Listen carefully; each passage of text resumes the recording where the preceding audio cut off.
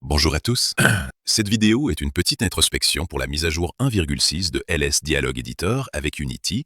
Nous allons rapidement explorer un workflow i18n primitif dans cette courte vidéo et des contenus plus techniques seront proposés dans un avenir proche.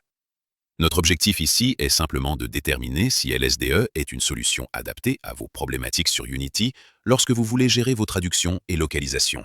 En ouvrant le logiciel LSDE, nous avons trois choix. Nous allons déjà commencer par créer un nouveau projet. Nous allons commencer par choisir la préconfiguration de la technologie avec laquelle nous souhaitons travailler. Dans cette vidéo, nous sélectionnerons Unity.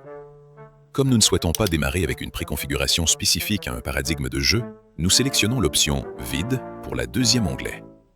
Et pour Unity, deux types de pipeline i18n sont possibles à l'export. Pour cette démonstration, nous choisissons XLIF 2.0. Nous aborderons les CSV dans une vidéo ultérieure. Le projet est lancé. Nous allons fermer les fenêtres liées au Dialog Blueprint.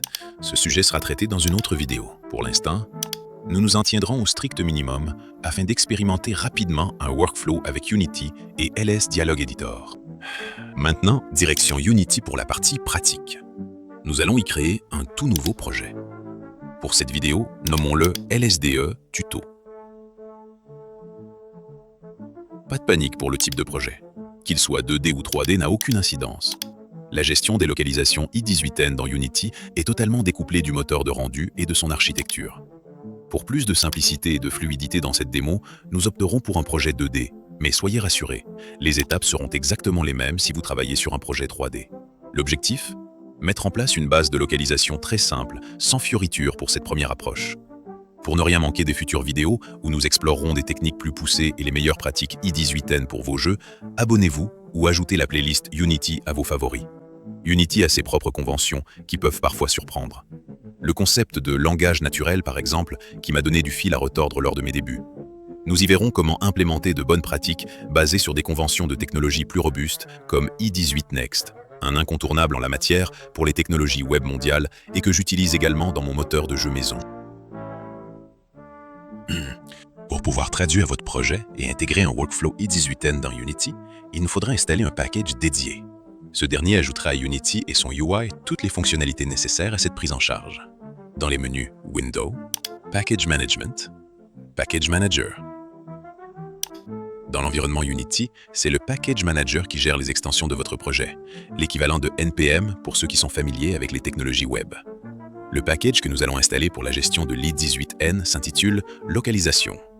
Il est disponible dans la catégorie Unity Registry, car il s'agit d'un package officiel d'Unity. Nous allons procéder à son installation et à sa configuration.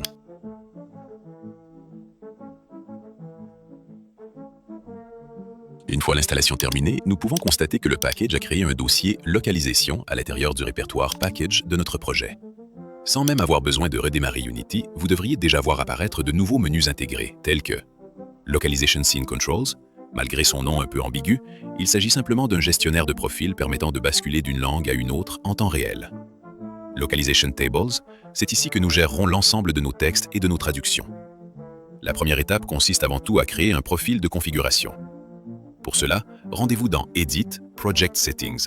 Vous y trouverez un nouvel onglet nommé Localisation. Procédons à la création du profil. Personnellement, j'apprécie particulièrement de travailler directement dans l'inspecteur. Vous pouvez sélectionner le nouveau fichier de profil à son emplacement pour vous familiariser avec son contenu et le visualiser directement.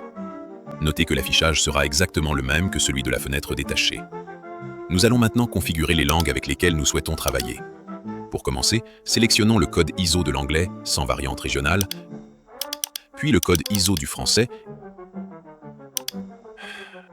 et enfin, celui de l'italien. Cela sera amplement suffisant pour notre exemple. Ajoutons ces locales et définissons un dossier de destination. Nous ne nous attarderons pas sur l'organisation structurelle dans cette démonstration. Vous restez libre de vous organiser comme bon vous semble, mais créer un dossier nommé « local » nous aidera grandement à nous y retrouver parmi nos assets Unity. Assurons-nous maintenant que nous avons bien défini la langue native de notre projet. Il est important de conserver la même langue de référence pour l'ensemble du projet, même si vous restez libre de la modifier à tout moment. Cette langue primaire permettra également à LSDE d'effectuer correctement les tâches sur les différentes langues cibles. Ouvrons maintenant la fenêtre Localisation Tables que nous avons aperçue précédemment dans le menu. Placez-la dans un endroit accessible. Elle s'intègre d'ailleurs très bien en largeur dans la partie basse de l'éditeur. Nous allons créer une nouvelle table. Dans l'écosystème Unity, une table est l'équivalent d'un espace de nom ou d'un package dans LSDE et i18 Next. Vous souhaiterez probablement créer plusieurs tables pour rester organisé et optimiser votre projet. C'est une réflexion à mener dès le départ pour éviter une refactorisation laborieuse en fin de projet. Commençons par créer une entrée manuellement pour tester son intégration dans Unity et comprendre le flux de travail minimal. Donnons-lui une clé structurelle et renseignons, pour débuter, deux langues, le français et l'anglais. Pour l'italien, nous allons supposer que nous n'avons aucune idée de la traduction et nous laisserons LSDE s'en charger. Voilà pour la création manuelle. Il s'agit d'une méthode parmi d'autres et nous explorerons des flux plus automatisés dans des vidéos dédiées. Nous allons maintenant créer notre premier élément de texte dans Unity. Il s'agit généralement de textes destinés à l'interface utilisateur, UI, sans script spécifique pour le moment. Pour ce faire, il suffit de sélectionner UI puis Texte dans le menu contextuel. Unity préparera alors ce premier élément et vérifiera automatiquement les dépendances nécessaires au projet. En inspectant cet élément de texte, nous découvrirons ses composants primitifs essentiels à son fonctionnement. Nous pourrons également observer une zone permettant de modifier le texte de manière littérale. Cependant, ce n'est pas la méthode que nous privilégions pour une architecture de jeu robuste. Après avoir installé le package localisation, comme mentionné précédemment, nous devrions maintenant disposer d'un nouveau composant appelé Localize String Event. Il est possible de l'ajouter rapidement par un clic droit sur le composant TextMesh directement, plutôt que de le chercher dans les menus. Ce composant indique au moteur de jeu de récupérer une clé i18n spécifique et, en cas d'échec, de revenir au texte littéral du composant natif TextMesh. Nous aurons un aperçu en temps réel du texte, adapté au profil de langue actuellement actif dans l'éditeur. Pour changer de profil de langue, la fenêtre Localisation de Scene Controls, que nous avons déjà découverte, nous permettra de basculer instantanément entre les langues de notre interface ou directement en jeu. Ce système permet également de gérer la localisation interne à Unity, mais ce n'est pas le flux de travail qui nous intéressera pour le moment. Idéalement, nous souhaiterions pouvoir envoyer nos fichiers texte à un studio de traduction ou utiliser un outil spécialisé pour optimiser le travail sur nos textes et leur traduction. Nous allons exporter l'intégralité des tables de texte de Unity. Nous ne choisirons pas le format CSV car Unity ne gère pas l'import-export par lot pour ce type de fichier. Nous privilégierons plutôt XLIFF qui prend en charge l'export-import en lot. Nous reviendrons sur une solution pour les CSV dans une autre vidéo. Exportons nos langues vers un emplacement approprié. LSDE est capable de distinguer les bons fichiers à importer, il n'y a donc aucun souci. Revenons maintenant à LSDE. Ouvrons ensuite la fenêtre de configuration des localisations. LSDE dispose d'un importateur intelligent pour chaque type de projet déjà préconfiguré. Il vous suffira d'indiquer le dossier où se trouvent vos fichiers de localisation et LSDE les importera et les surveillera en cas de modification. Nous pouvons observer le dossier route qui porte l'espace de nom que nous avions attribué dans Unity, New Table, ainsi que la clé i18n sous la forme d'une structure décomposée par les points contenus dans son nom.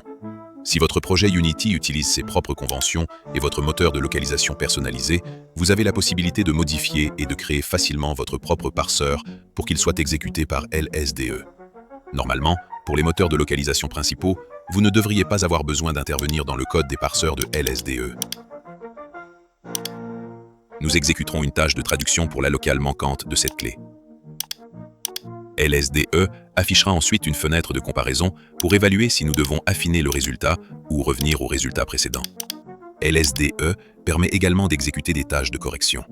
Généralement, ces corrections sont effectuées durant le processus de développement du jeu, avant les traductions. À tout moment, il est possible de revenir aux versions précédentes de nos textes associés au projet afin de comprendre les changements effectués au fil du temps ou de corriger une erreur. Maintenant que les modifications sont faites, nous pouvons exporter manuellement ou automatiquement la nouvelle version de nos clés à l'aide du bouton de synchronisation.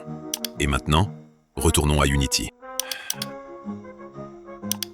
Unity ne détecte pas automatiquement les modifications.